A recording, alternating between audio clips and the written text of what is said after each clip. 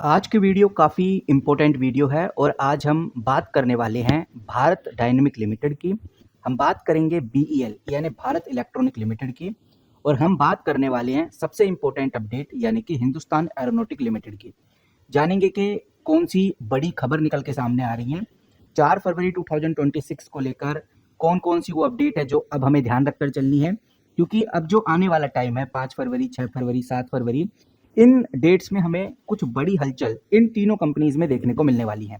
तो one by one करके समझते हैं और जानते हैं कि वो कौन सी बात है जो हमें ध्यान रखकर चलनी है। और सबसे पहले हम डिस्कस करते हैं हिंदुस्तान एरोनॉटिक लिमिटेड को लेकर। आज आप देखेंगे हिंदुस्तान एरोनॉटिक लिमिटेड लगभग 6 से 7% हमें गिरता हुआ नजर आया है। इसके पीछे आ रही एक बहुत बड़ी खबर है।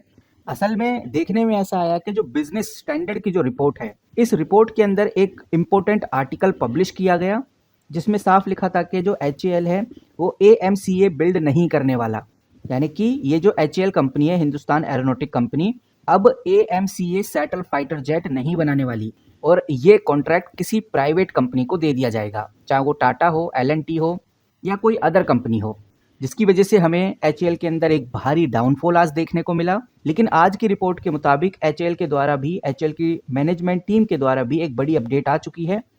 सबसे पहले एक बार हम क्विक में वो अपडेट देख लेते हैं। यहाँ पर आप देखिए, मैंने हिंदुस्तान एरोनॉटिक लिमिटेड खोला हुआ है। डॉक्यूमेंट्स के अंदर जाएंगे तो सिर्फ 2 मिनट पहले ही ये अपडेट आई है। इस अपडेट पे मैं क्लिक करूंगा तो ऑफिशियल जो अपडेट है मेरे सामने खुल जाती है, जो कंपनी की तरफ से आई है। आप इधर देख सकते हैं और इधर आप डेट भी चेकआउट कर सकते हैं। इस ऑफिशियल अपडेट में बहुत क्लियर और साफ शब्दों में कंपनी ने क्लियर किया है कि उन्हें अभी तक डीआरडीओ की तरफ से कोई भी ऑफिशियल कम्युनिकेशन नहीं मिला है। इसीलिए वो इस खबर के ऊपर ना अभी हाँ कह सकते हैं और ना ही उनका ना कहना है। उनका सीधा कहना है कि अभी तक कोई भी ऑफिशियल पेपर हमारे पास नहीं आया है, इसीलिए वो इस खबर के ऊपर कोई कमेंट नहीं करेंगे। तो गाइज, ये बात हमें समझ के चलनी है कि जो बिजनेस स्टैंडर्ड की रिपोर्ट है, इसमें फिलहाल तो दावा किया गया है कि एचएएल को एएमसीए यानी एडवांस मीडियम कॉम्बैट एयरक्राफ्ट का जो प्रोजेक्ट है उससे बाहर कर दिया गया है, क्योंकि कुछ टेक्निकल जो क्राइटेरिया है, खासकर ऑर्डर बुक साइज को पूरा एचएएल नहीं कर पाई।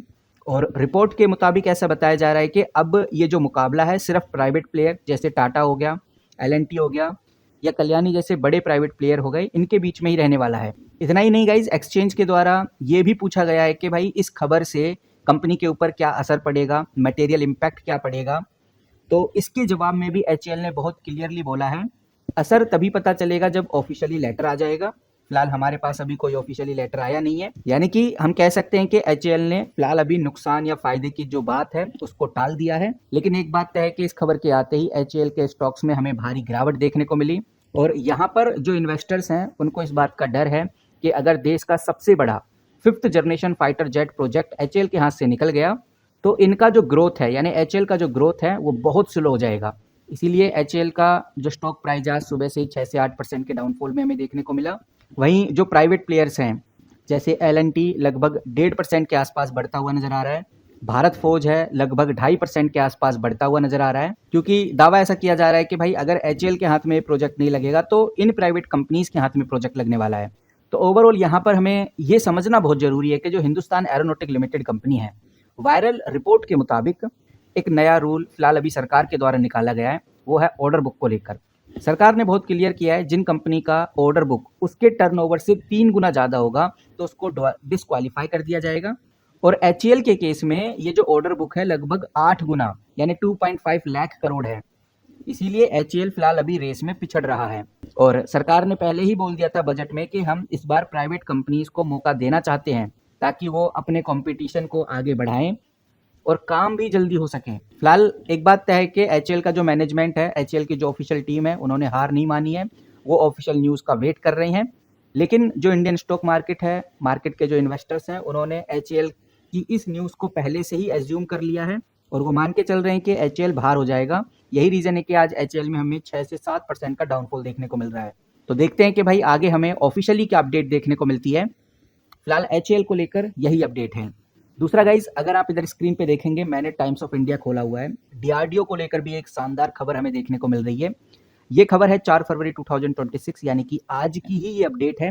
और ये खबर एक इन्वेस्टर को जानना इसलिए जरूरी है क्योंकि बहुत क्लियर इधर लिखा हुआ है, डीआरडीओ ने कल एसएफडीआर यानी सॉलिड फ्यूल डिटेक्ट रमजेट जो टेक्नोलॉजी है उसका सफल परीक्षण कर लिया है। इससे भारत उन चुनिंदा देशों में से शामिल हो गया है जिनके पास long range air to air missile capability है। और इस न्यूज़ से आप ये समझ के चलिए, जब भी मिसाइल का अपडेट आता है तो इस न्यूज़ से सबसे बड़ा जो फ़ायदा होता है वो है बीडीएल को। जी हाँ दोस्तों, बीडीएल में इस अपडेट का सबसे बड़ा फ़ायदा देखने को मिलेगा। और अब ये देखना काफ़ी इंपॉर्टेंट रहेगा कि बीडीएल में इस खबर को लेकर कब तेज़ी देखने को मिलती है। और माना ऐसा जा रहा है कि भाई कल हमें इस खबर को लेकर बड़ी तेज़ी देखने को मिलने वाली है, बीडीएल में खासकर। और गाइस, खबर सिर्फ इतनी ही नहीं, आप इधर देखेंगे तो मैंने द हिंदू का आर्टिकल खोला हुआ है, बहुत क्लियर नज़र आ रहा है। ये खबर भी 4 फरवरी 2026 की है। यहाँ पर ये आप हेडलाइन चेकआउट करिए, आपको बहुत क्लियर और साफ शब्दों में देखने को मिलेगा। इंडिया और यूएस ट्रेड डील के दौरान एक गेम चेंज अपडेट हमें देखने को मिली है। जो डोनाल्ड ट्रंप हैं, डोनाल्ड ट्रंप के साथ जो ट्रेड डील हुई है उसमें भारत ने यूएस से 500 बिलियन के डिफेंस सिस्टम और एयरक्राफ्ट खरीदने का वादा किया है।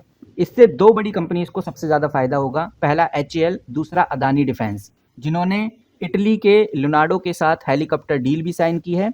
और ये खबर भी बहुत ज्यादा पॉपुलर है, जिसके ऊपर आपको नजर बना के रखनी है। फिलहाल डिफेंस को लेकर तो यही अपडेट है जो अभी मैंने आपके साथ शेयर की, लेकिन मैं आपको बताना चाहूंगा कुछ ऐसी खबरें भी हैं जिनका आपको वेट करना है, क्योंकि ये खबरें मार्केट में बड़ी हलचल लेके आने वाली हैं। जिसमें पहली खबर आती है आरबीआई मॉनिटरिंग पॉलिसी, जो कि 6 फरवरी को हमें देखने को मिलेगी। 6 फरवरी यानी कि परसों आरबीआई की मीटिंग है। और मार्केट यहाँ पर देखना चाहता है कि जो गवर्नर शक्तिकांत हैं वो देश के इंटरेस्ट रेट पर क्या नई राहत देते हैं, क्या बयान देते हैं। अगर पॉजिटिव खबर आई तो मार्केट में एक पॉजिटिव माहौल देखने को मिलेगा।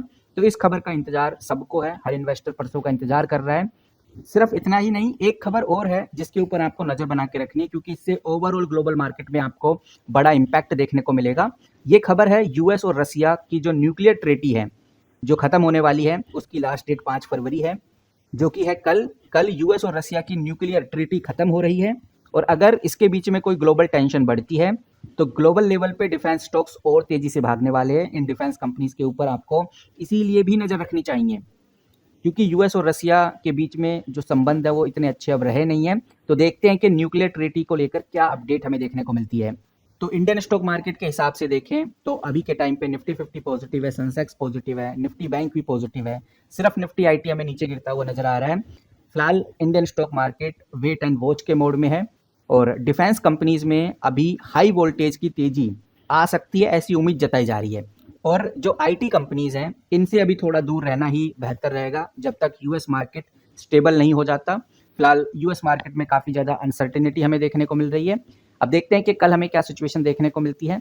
ये सारी खबरें आपको ध्यान में रखकर चलनी है। इन खबरों से रिलेटेड जो भी लेटेस्ट अपडेट होगी, जो आगे की अपडेट होगी, वो सबसे पहले आपको इस चैनल पे देखने को मिलेगी। डिफेंस सेक्टर से अगर आप जुड़े हुए हैं, डिफेंस कंपनीज में आपने अपनी जगह बनाई हुई है, तो चैनल को सब्सक्राइब करके रखिए ताकि आपसे कोई भी अपडेट मिस ना हो सके। मिलते हैं किसी नई वीडियो के साथ, तब तक के लिए take care and good bye.